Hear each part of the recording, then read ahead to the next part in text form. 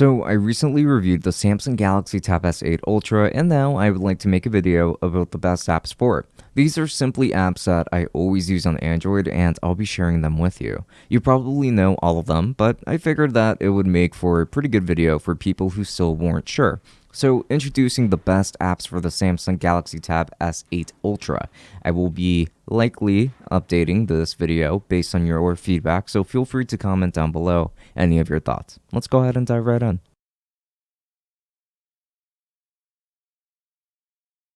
First app on the list is going to be the Nova Launcher. This app is exactly what it sounds like, a launcher.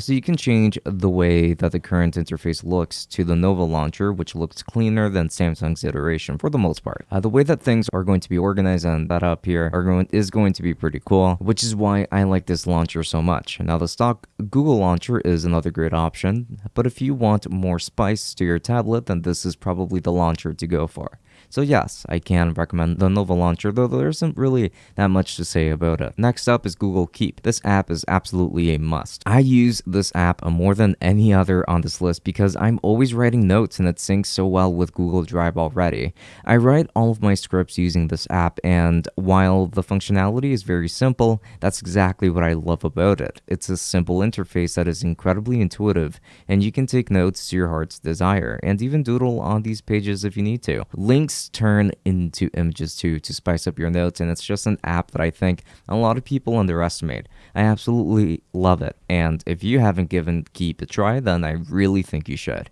Next app will be Sketchbook. This is a free app for drawing that used to be paid if you wanted certain tools, but you get almost everything that you get from the desktop version minus the flipbook setting. It's truly incredible. You can create very simple sketches or very complex drawings thanks to the vast amount of layers that you can't stack with this app. I've been using this app for years on other platforms, and it's one that I truly do stand by. It's incredibly reliable and has a lot of tools available at your disposal for just about any art style that you want to work with. It's obviously going to be a touch interface, so moving things around and making adjustments is very easy. The only thing I believe is missing is really the flipbook setting so that I can create animations using this app. It would be so cool to be able to do that, but right now, this app is limited to drawings only. And as far as I know, I can't find any good animation apps on Android right now. But this is a very solid drawing app that I can recommend. Next, if you want to do some photo editing, then you will probably need something like Photoshop Express.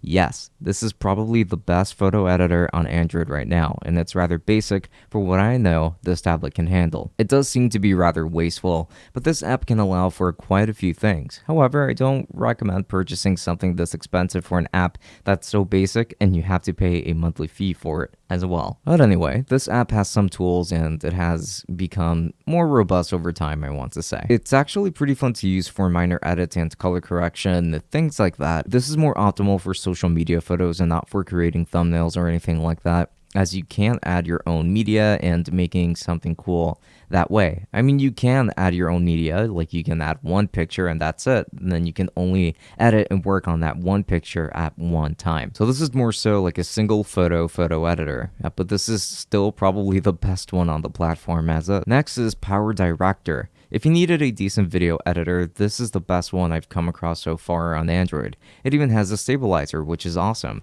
But this is a paid app technically, but it's worth paying for if it lets you get work done, in my opinion. Even if it only lets you work in portrait mode, which is a big shame to me.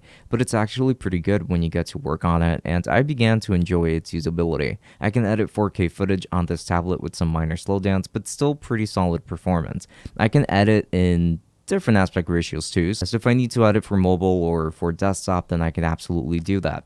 This app does remind me of LumaFusion in terms of usability, but it could use some serious polishing in terms of its looks and also just us being able to work in landscape mode, since that's just, I mean, it is pretty wasteful for a tablet that's this large. But otherwise, this is a solid way of editing videos on your Tab S8 Ultra. Now, the last app on this list is a fun one for sure, and that's the Atari SX2 Emulator. I have a ton of retro handhelds, and I really wanted to see how this tablet can handle PlayStation 2 emulation, and surprise, surprise, this $1,000+ tablet can handle PlayStation 2 emulation just fine, even at 2x resolution. I tested out Kingdom Hearts 2 without issues and got really stellar results from it.